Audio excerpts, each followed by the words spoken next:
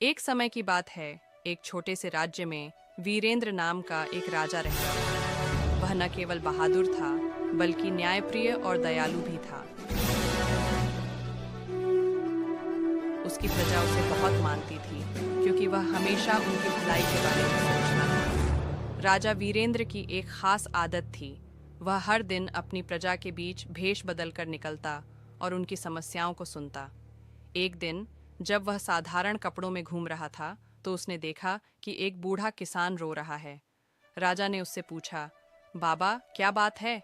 आप क्यों रो रहे हैं? बूढ़े किसान ने कहा, महाराज, मेरी जमीन पर एक अमीर जमींदार ने कब्जा कर लिया है। मैं गरीब हूँ और अपने परिवार का पेट पालने के लिए उस जमीन पर खेती करता था।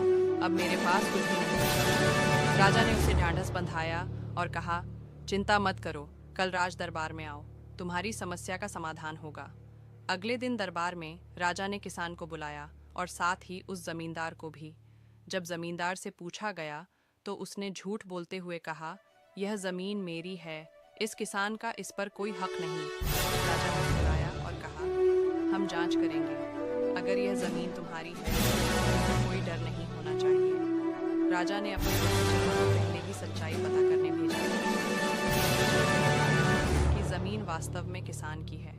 राजा ने तुरंत जमींदार को दंडित किया और जमीन किसान को वापस दिलाई।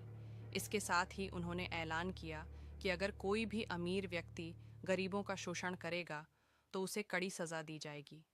इस घटना के बाद राजा वीरेंद्र की न्यायप्रियता की पूरे राज्य में सराहना। उनका राज्य दिन ब दिन खुशहाल होता गया और उनकी प्रजा न्याय